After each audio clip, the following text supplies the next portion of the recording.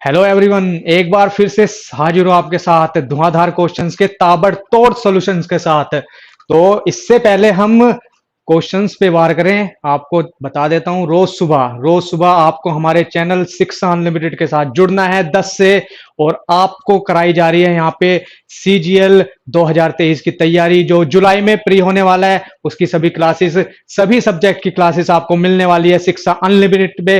और यहां से आपको कराई जाएगी प्रैक्टिस, क्योंकि आपका एग्जाम होने वाला है जल्दी जुलाई में। तो यहां से कीजिए प्रैक्टिस और जाइए एग्जाम में फोड़ के आइए क्वेश्चंस को। राइट, तो देखते हैं पहला क्वेश्चन क्या है हमारा।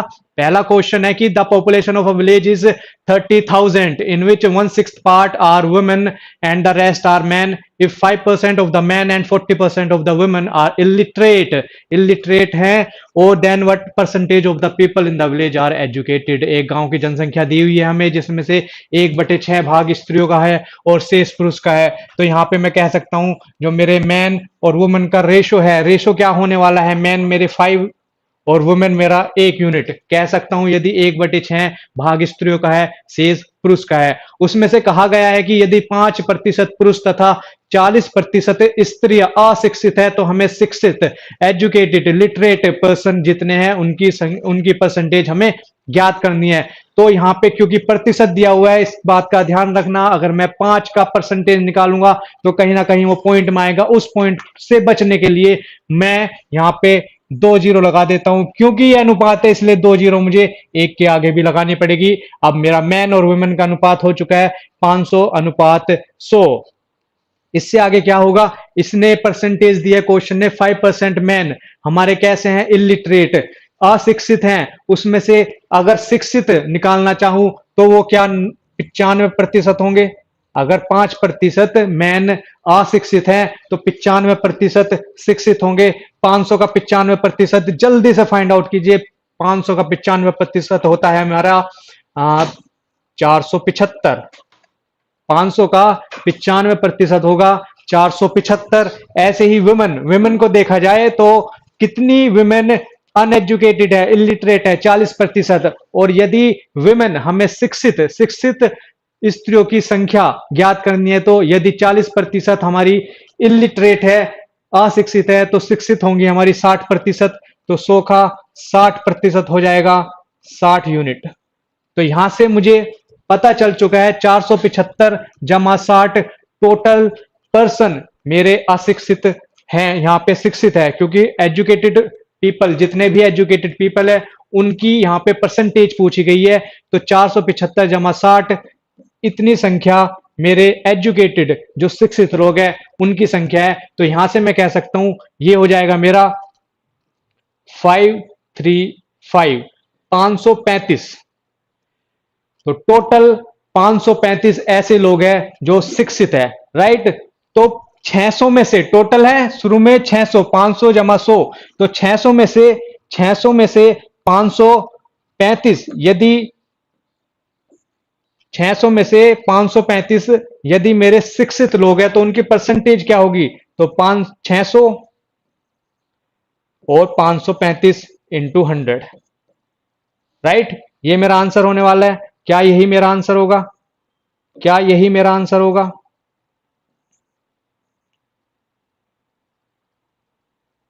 राइट, तो इसका क्या आंसर होने वाला है, परसेंटेज को देखिए, परसेंटेज को देखिए। जब मैं 6 से 535 को डिवाइड करूंगा, 6 अट्ठे 6 8 जा 8 पॉइंट समथिंग, 8 के बाद आंसर आने वाला मुझे। 8 के बाद 6 अट्ठे 48, 48, यहां पे 55 बचेगा, 55 8 समथिंग। तो 8 के बाद केवल ऑप्शन मेरा 89 सही, 1/6%। क्या यही मेरा ऑप्शन होने वाला है 8, क्योंकि सभी ऑप्शन में या तो 9 है, 5 है, 3 है, 8 से शुरू होने वाला ऑप्शन मेरा ए ही है। तो यहीं पे मैं अपना आंसर बता सकता हूं, यहीं से मैं कह सकता हूं कि 6/48 8 के बाद वाला मेरा आंसर है। ये ऑप्शन एसएससी ने ही डिजाइन किए हैं। तो यहां से आपका एप्टीट्यूड चेक होगा, आपको ये पूरा सोल्व नहीं करना है, इसको पूरा सोल्व नहीं करेंगे। यहां से ही मुझे पता चल चुका है कि मेरा आंसर क्या होने वाला है। मेरा आंसर समथिंग 8 से शुरू होने वाला है, 8 से। और ऑप्शन नंबर ए ही मेरा केवल एक ऐसा आंसर है जो 8 के बाद शुरू हो रहा है। राइट, तो इस क्वेश्चन का क्या आंसर हो गया, ऑप्शन नंबर ए। चलते हैं दूसरे क्वेश्चन की तरफ। दूसरा क्वेश्चन क्या कह रहा है हमारा, दूसरा क्वेश्चन देखते हैं। दूसरा क्वेश्चन, सेकंड नंबर क्वेश्चन क्या कह रहा है हमारा, सेकंड नंबर ऑफ क्वेश्चन है कि the sum of the weights of A and B is 80 kg, 50% of the weight of A is 5/6 of weight of B, find the difference in weight of A and B. A और B के वजन का योग दिया हुआ है आपको, ए के वजन और बी के वजन में कुछ रिलेशन दिया हुआ है। क्या है वो है हमारा ए के वजन का 50% बी के वजन के 5/6 गुना के बराबर है। अगर इस बात को हम मैथमेटिकल लैंग्वेज में लिखेंगे तो क्या ऐसे ही लिखी जाएगी कि ए का 50%, ए का 50% किसके बराबर है, बी के वजन के 5/6 गुना, बी के वजन के 5/6 गुना। तो क्या मैं यहां से ए और बी के वेट का रेशो अनुपात निकाल सकता हूं, बिल्कुल निकाल सकता हूं। ए इंटू 50% होगा मेरा 1/2 जो कि बराबर है बी इंटू 5/6। तो यहां से ए अपॉन बी, ए और बी के वेट का मुझे अनुपात मिल चुका है जो कि है 5 और 3।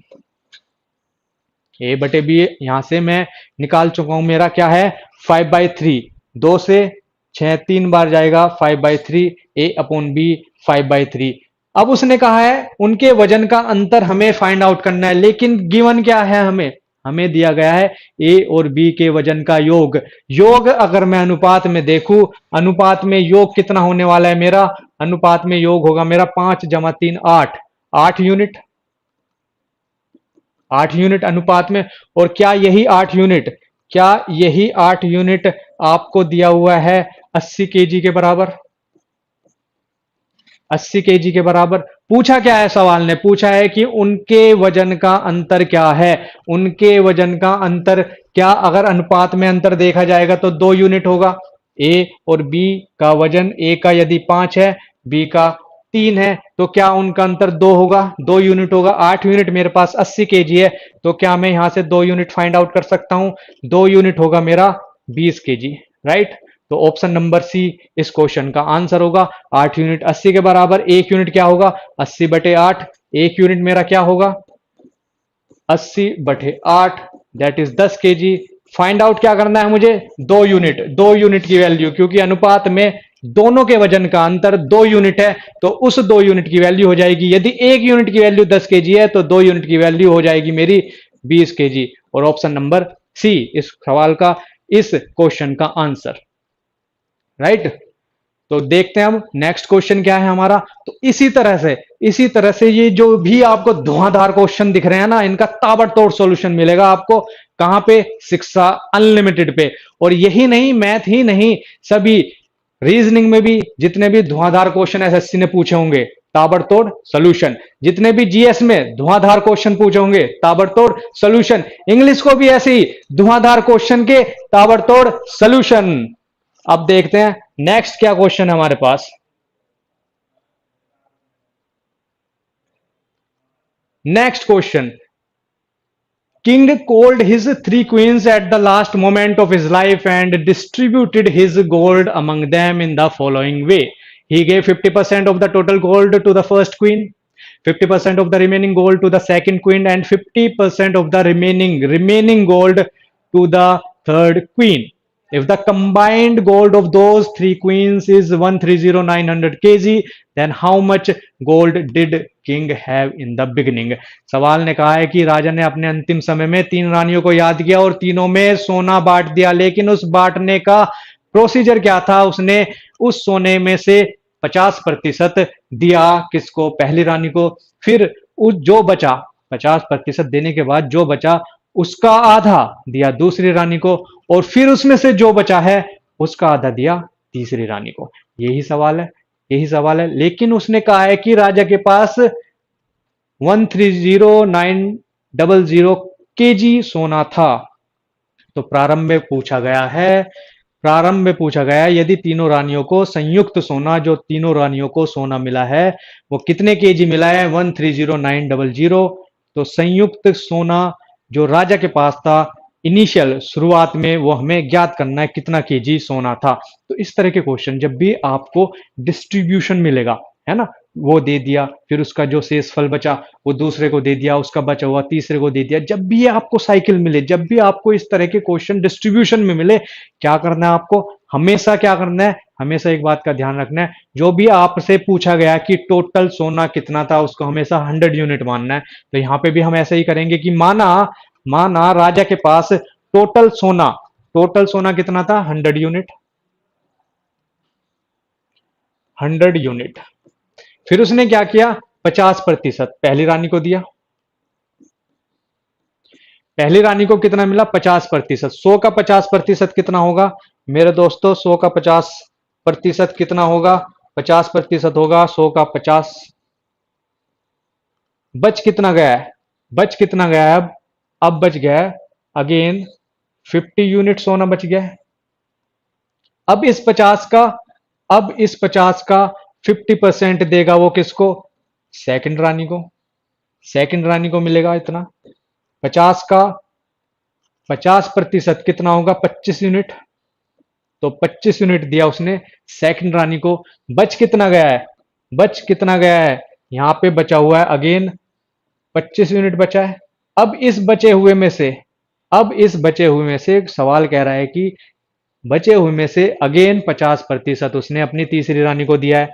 क्या यही सवाल कह रहा है? तीसरी रानी को अगर मैं कहूं 25 का तीसरी रानी को 50% मिलने वाला है, तो 25 का 50% कितना होगा? 12.5।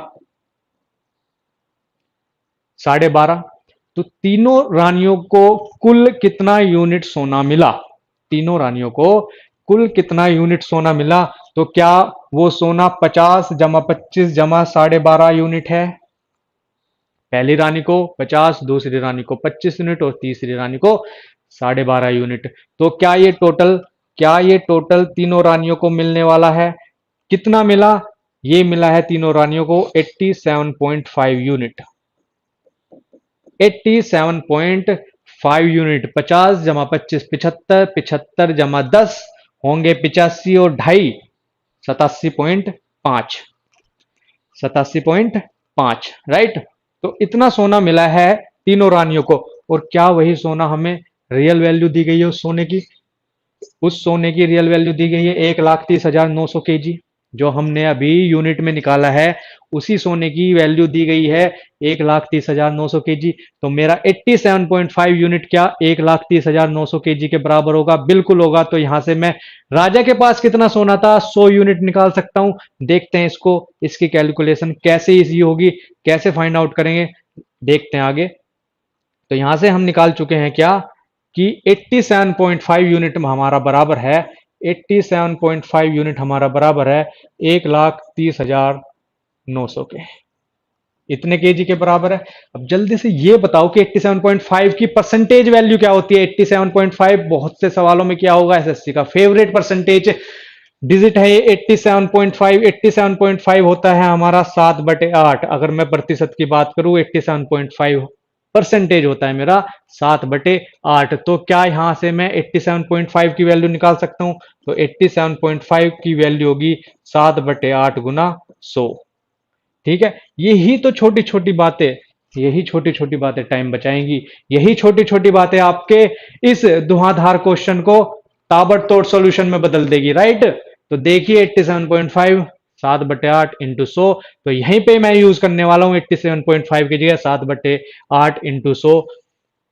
अब यहां पे हम लिखते हैं अगला स्टेप 87.5 होगा मेरा 7/8 इंटू 100 यूनिट। तो क्या यहां से मैं जो मुझे फाइंड आउट करना है 100 यूनिट निकाल सकता हूं? तो ये 100 यूनिट कितना आ गया मेरा? 100 यूनिट आ गया मेरा 130,900 इंटू 8/7 इंटू 8/7। तो 7 से इसको जल्दी से हमें काट देना है। 7 से इसको हम सोल्व करेंगे। 7 एकम 7, 7 अट्ठे 56, 7 सत्ते 49, डबल जीरो और 187 इंटू 8 हमें देगा हमारा आंसर। तो यहां से मुझे मिल जाएगा ऑप्शन नंबर 8 सत्ते 56 और यहां से 5 64 और 5 9। तो 149। इतना ही सोल्व करना है, इतना ही सोल्व करना है, हमें पूरी मल्टीप्लीकेशन करनी नहीं है। ऑप्शन को देखो, ऑप्शन को देखो। पहले क्या आया है? पहले आया है हमारा 6, पहले 6 आया है, 6 गिवन है हमें, 8 7 56, ठीक है, लेकिन 6 हमारा दो ऑप्शन में, इसलिए एक और स्टेप आगे चलते हैं। एक और स्टेप कहां आगे चलेंगे? 8 7 56 कैरी गया था 5, 8 8 64, 64 और 5 69, 64 और 5 होंगे हमारे 69। तो मेरा 6 से अगला डिजिट या यूनिट आने वाला है 9, और ये ऐसा ऑप्शन केवल बी ही है, 6 के बाद 9, 6 के बाद ऑप्शन नंबर बी। पूरा सोल्व करके देखना, गुना करके देखना, ऑप्शन नंबर बी होगा मेरा आंसर। तो कितना आसान था ये क्वेश्चन, लेकिन देखने में था धुआंधार, राइट। तो इसी तरह से हम इन क्वेश्चन को सोल्व करेंगे। जब भी आपको डिस्ट्रीब्यूशन डिस्ट्रीब्यूशन दिख जाए कि किसी ने किसी वैल्यू को अलग अलग अलग लोगों में बांटा है, या फिर एक क्वेश्चन आता है कि उसने अपनी कुछ सेविंग इतनी की है, खर्च इतना किया है, बचा हुआ फिर उसने सेव कर लिया। तो इस तरह के क्वेश्चन जब भी आपको डिस्ट्रीब्यूशन में दिखेगा, हमेशा टोटल को मानना है 100, और उसके बाद आपको अपनी कैलकुलेशन शुरू कर देनी है यूनिट पे, राइट। तो नेक्स्ट देखते हैं, नेक्स्ट क्वेश्चन क्या होने वाला है। ये सभी बेहतरीन क्वेश्चन एसएससी ने सीजीएल में पूछे हुए हैं, और वेरियस एग्जाम के क्वेश्चन उठाए हमने हमने केवल सीजीएल को ही टारगेट नहीं किया है।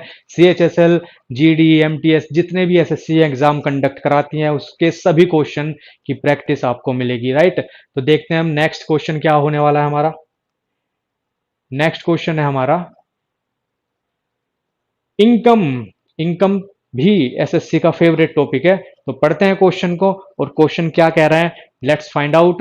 A man spends 75% of his salary, his income increases by 20% and his expenditure increases by 10%, then find the increase in his saving। यदि एक आदमी अपने वेतन का, अपनी आय का 75% भाग खर्च कर देता है, उसके बाद क्या होता है, उसकी आय में 20% की बढ़ोतरी हो जाती है, 20% उसकी आय बढ़ जाती है, उसके साथ साथ उसका खर्च भी 10% बढ़ जाता है। तो हमें बताना है कि उसकी बचत में कितनी वृद्धि हुई होगी। तो सबसे पहले आपको पता होना चाहिए कि इनकम जो होती है, इनकम जो होती है हमारी आय, जिसको हिंदी में आय बोलते हैं, वो होता है हमारा एक्सपेंडिचर, एक्सपेंडिचर प्लस सेविंग के बराबर, राइट। इनकम होती है हमारी एक्सपेंडिचर प्लस सेविंग्स, खर्च जमा बचत के बराबर, खर्च जमा बचत के बराबर। तो यहीं से हमारा अब आगे क्वेश्चन सॉल्व होगा। तो इनकम है हमारी एक्सपेंडिचर प्लस सेविंग। तो देखते हैं हम क्वेश्चन को मैथमेटिकल लैंग्वेज में कैसे लिखा जा सकता है। क्वेश्चन कह रहा है कि एक आदमी अपनी सैलरी का 75% खर्च कर देता है। यदि मैं 3 भागों में बांटता हूं इस क्वेश्चन को, income, income, expenditure and saving, and savings. तो क्या कहा क्वेश्चन ने? क्वेश्चन ने कहा कि इनकम का 75% भाग, यदि मैं कहूं उसकी इनकम 100 यूनिट थी, अगर उसकी इनकम 100 यूनिट थी तो खर्च कितना कर दिया उसने? उसने किया है 75%, यानी कि 75 यूनिट, 100 का 75%, 75 यूनिट उसने खर्च कर दिया है एक्सपेंडिचर में। फिर 100 इनकम है, खर्च 75 कर रहा है, तो सेविंग कितनी होगी? सेविंग होगी हमारी 100 माइनस 75, यानी कि 25 यूनिट। 25 यूनिट, यही बताया मैंने आपको कि इनकम योग होता है हमारा एक्सपेंडिचर जमा सेविंग, 75 जमा 25 100 ही आ रहा है, ठीक है। वही कॉन्सेप्ट, वही फॉर्मूला हम यूज कर रहे हैं।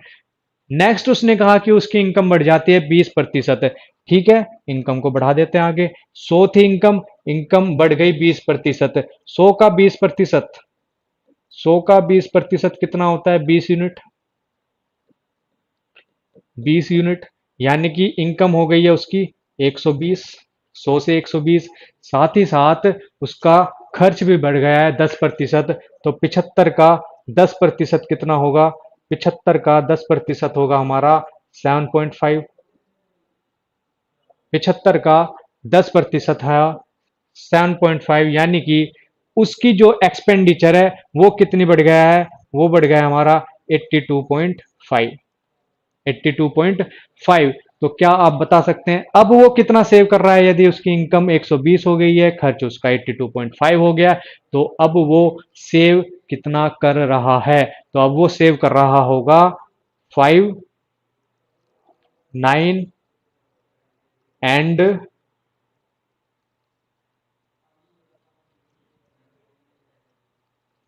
वो सेव कर रहा है अब 0.5 एंड यहां से आया 7 और यहां से आया 3, 37.5 यूनिट। पहले वो सेव कर रहा था 25 यूनिट, उसके बाद सेव कर रहा है वो 37.5 यूनिट। तो आप मुझे बता सकते हैं कि उसकी सेविंग में प्रतिशत बढ़ोतरी कितनी हुई है, जो कि सवाल ने पूछा है कि find the increase in his savings, उसकी बचत में वृद्धि कितनी हुई है। तो यहां से मैं फाइंड आउट कर सकता हूं वृद्धि कितनी हुई है। पहले थी सेविंग 25, वृद्धि कितनी हो गई है 37.5 माइनस 25 इंटू 100। क्या यही आंसर है इसका? क्या यही आंसर है इसका? तो 37.5 माइनस 25, 37.5 माइनस 25 कितना होने वाला है? ये होगा मेरा 13,